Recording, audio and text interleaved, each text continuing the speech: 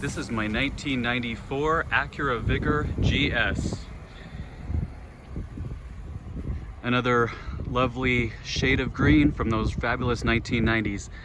This one is called Arcadia Green. It was a color specific to the 1993-94 model year of this car, which was the predecessor to the modern day TLX and the TL just before that.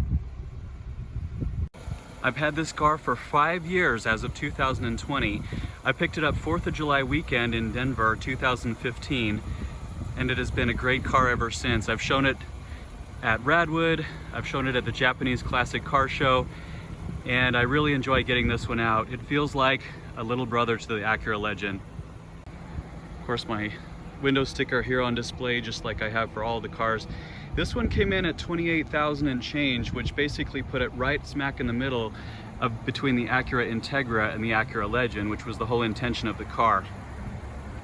This is a aluminum wheel stand that my brother made for me that I use regularly at car shows, so I appreciate him putting that together.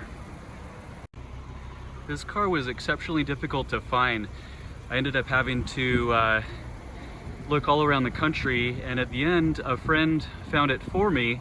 It was actually at a Subaru dealership in Denver, Colorado. It had been traded by the original owner, whose name was Kathy, and I actually still have contact with Kathy. I reached out to her a number of years ago and she was excited to understand that her car was in good hands.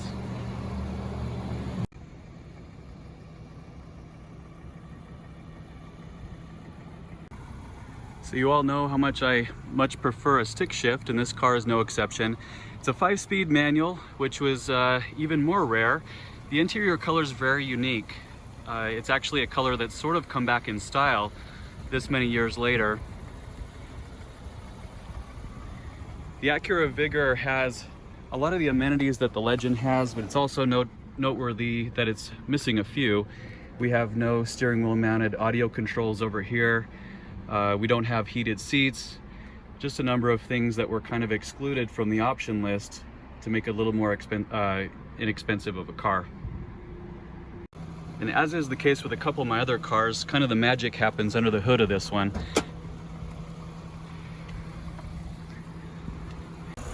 This is a 2.5 liter inline 5, 176 horsepower, which really doesn't sound like very much, but when you're talking about a car that really doesn't weigh all that much, I find it to be very nimble handling.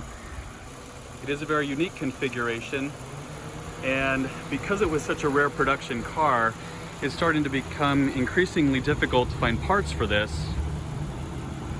I did have a good deal of maintenance done shortly after I got the car in 2015, including a timing belt, water pump, and a variety of other things. There's some flaking here in the trim on the engine placard there. Otherwise, pretty good shape. I do believe this to be all original paint on this car, with exception of the front and rear bumpers that I had resprayed by a local guy because they had some scuffing on either corner.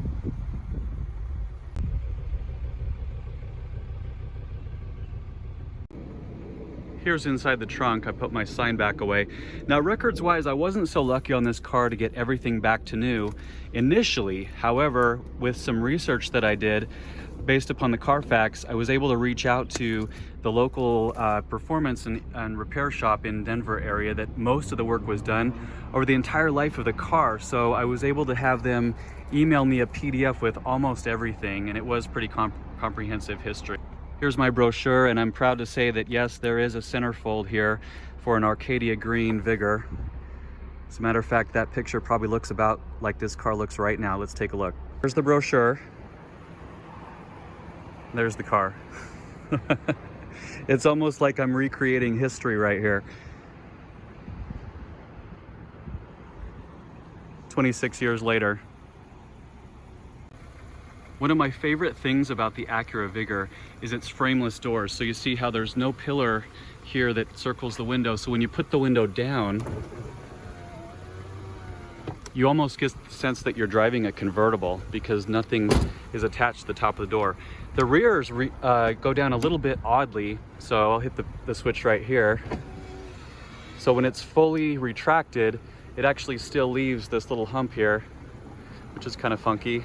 I've had people at car shows when I display the car like that ask me if the windows are broken, but that's just how they go.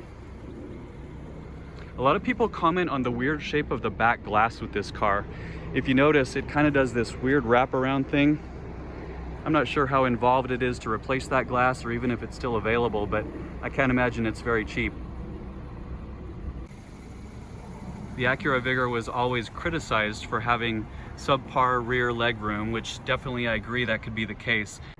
And I will say Acura definitely, or Honda even, had a formula in terms of how to lay out the cockpit in almost every single car.